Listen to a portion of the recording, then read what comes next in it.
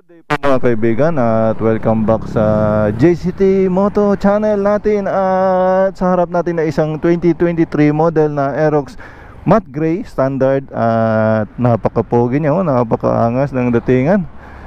Wow, ang sarap nitong gamitin, no? Tingnan nyo mga kaibigan, napaka-pogi kahit saan ang gulo nyo tignan. Napakaganda. Ito yung magandang color niya ngayon lumabas, at saka yung cyan blue, maganda rin yun. So ayan po, napakaganda ng bago nating Aerox. Wow, scooter gaming na naman tayo, ha. So subukan natin, hindi na natin patagalin, at samahan niyo po ako. Maraming salamat po.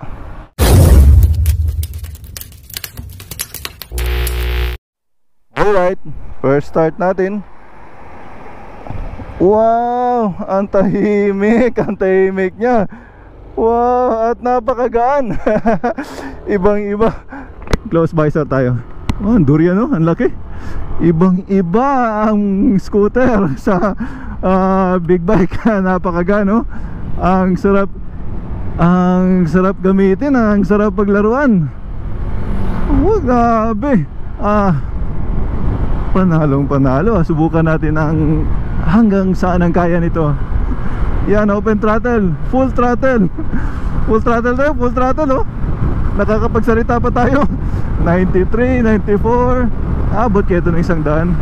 Mabigat ako, ang timbang ko na 85 kilos. Yun, 102 na. Malakas din pala ang Aerox. Napakasarap gamitin. At kaya lang nagbi-blink yung oil indicator niya. Kailangan natin ipa-change oil to. So diretso tayo, hanap tayo ng open na shop. Sunday ngayon, so hanap tayo ng open na shop. I hope na mayroong open at mapalitan natin ng oil ito. Wala naman siyang check engine, kaya lang nagbi-blink yung oil niya. Ay, napakasarap gamitin, no? Ibang-iba pala talaga ang Aerox. Ang sarap gamitin ng Aerox. Ba't ngayon tayo nag-Aerox? Ang sarap. Tahimik, grabe. Napakasarap gamitin mga kaibigan. Bumili na kayo ng Aerox. Wow, ang gano, ang sarap ba i-banking. Wow, grabe. Panalo. At mga ganitong motor ay di hamak na mas matipid compare sa mga bigger CC. So ideal ito sa mga nagde-daily commute, mga araw-araw na nagtatrabaho.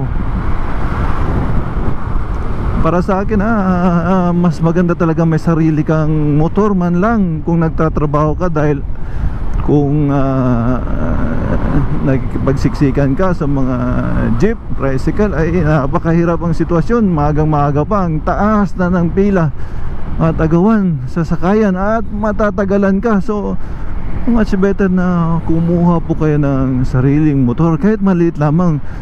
Hindi man brand new, kahit second hand lang, makakakuha kayo ng murang motor na semi brand new pa.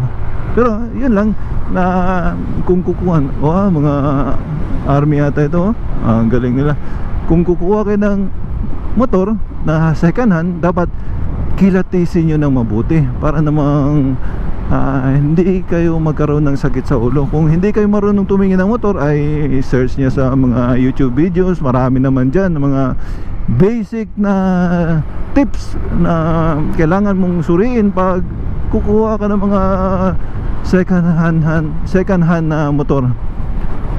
Or kung may kilala kang mekaniko, ay much better po yun na magsama ka ng trusted na mechanic mo para sumuri sa motor na kukunin mo. Kailangan yan, dahil basta-basta ka na lang may matipuan na motor, good looking na motor, pero may problema pala, ay lagot ka nyan. Bibigyan ka ng problema, sakit sa ulo, sakit sa bulsa. So ayun po, pag kayo ay nagtatrabaho, ay mas maganda may sariling motor, kahit maliit lang na motor. Mga scooter na 110cc ay mas matipid yun. Yung mga Honda Beat, Yamaha Smash, mga tipong ganun, Yamaha Ano yung isa nga, yung mas matipid na may claim na 129 km per liter. Hindi ko maalala, nasa dulo ng dila ko. Basta alam nyo na yun, yung pinakamatipid na Yamaha cab. So yung mga ganong tipong motor ang kunin nyo pag kayo ay nagde-daily commute, nagtratrabaho, na madali pa kayo makarating dahil makakalusot kayo sa traffic. Like sasakay kayo ng jeep, kahit nga may sarili kayong sasakyan, ay mas maganda pa rin magmotor dahil madali kang makakalusot sa traffic. Hindi katulad ng sakay ka nga ng sasakyan 4 wheels o nag-jeep ka, ay matagal na ang sakayan, pipila ka pa, mainit pa, agawan pa, matra-traffic pa. Like ganito, nakakalusot kasi ang maliit ng motor. So yun po ang very essence ng mayroong sarili kang motor kaysa nagko-commute ka po. So ayun po, Barangay Katalunan po tayo at napakaganda ng barangay namin. Ang butihing may bahay ng ating Congressman Pulong, ang mayor ang barangay chairwoman po dito. So ayun po, maganda manirahan dito sa Katalunan Grande dahil ayun, kumpleto. Meron pang napakalaking gym, ultra dynamic fitness gym, bagong-bagong gym dito sa Katalunan Grande. One of the biggest gym ito sa Davao, as far as I know. Hindi pa naman natin nasubukan yung ibang gym. So yan ang hobby natin minsan, aside sa trabaho. Pag wala tayong trabaho ay rides. Kung walang rides ay nagwe-weights po, para naman maintain natin ang kondisyon ng katawan natin kahit na nagkakaedad tayo. So ayun po. At saan kaya may open na shop dito? Sunday ngayon Sunday ngayon, sana may open. Try natin doon sa Motopit FI Master, Motopit Master FI. Isa yun sa mga kilalang mga motorcycle shop dito sa Davao. So subukan natin. I hope na open. Katalunan Grande, napakaganda. Grabe talaga itong Aerox, no? At may power siya, may punching power siya, may arangkada siya. Pag piniga mo ay bibirit din siya. So maganda, maganda performance niya. Talagang maganda ang color nito, matte gray with combination ng black at yellow accent na mga text niya. So napakaganda. Katalunan Grande, sana open ang Motopit FI Master. Ayun, open po. At ayun, pasok tayo. So diretso natin. Ay, mayroon silang customer. So bakit natin. Wow, may NMAX. Bagong-bago din NMAX.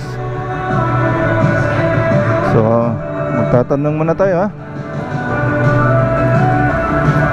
Wow, grabe talaga itong Aerox natin. So napaka-pogi talaga.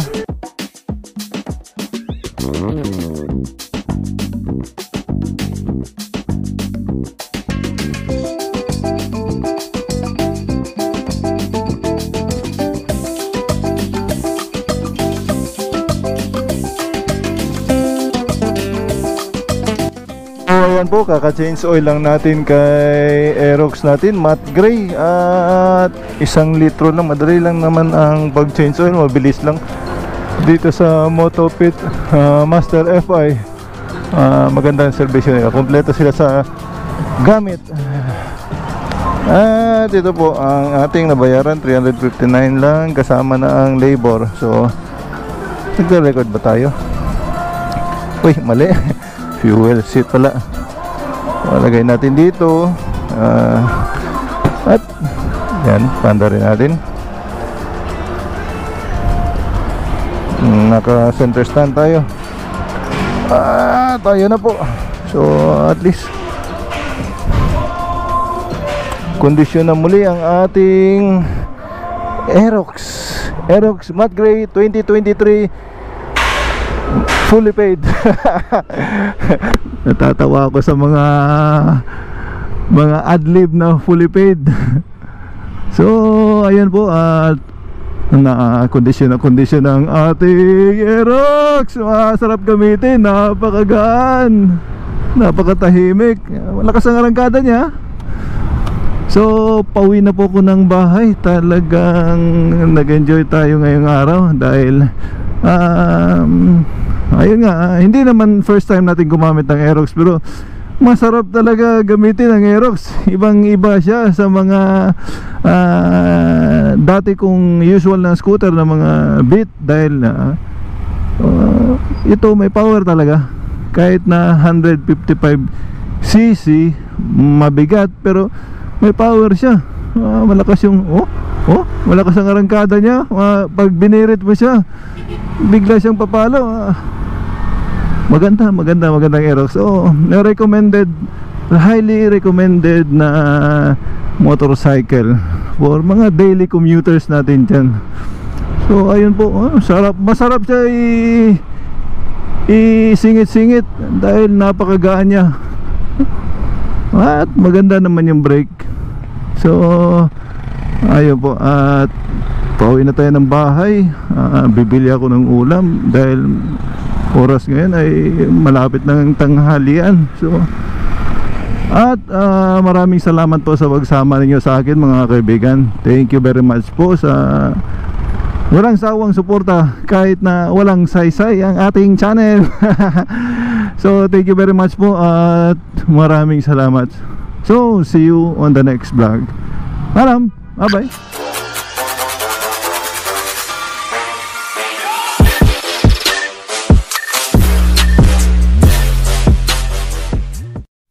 Aerox din si kuya sa harap natin, no? At maganda pala talaga ang likuran ng Aerox, no? Napaka-sexy, parang big bike din. Malapad kasi yung gulong niya eh. I think ang gulong ng Aerox ay 140 yata o 130, hindi ko kabisado ha, pasensya na ha. Pero malapad siya ha? Pero kulang yung hangin ni kuya oh. Masarap dalahin ang Aerox.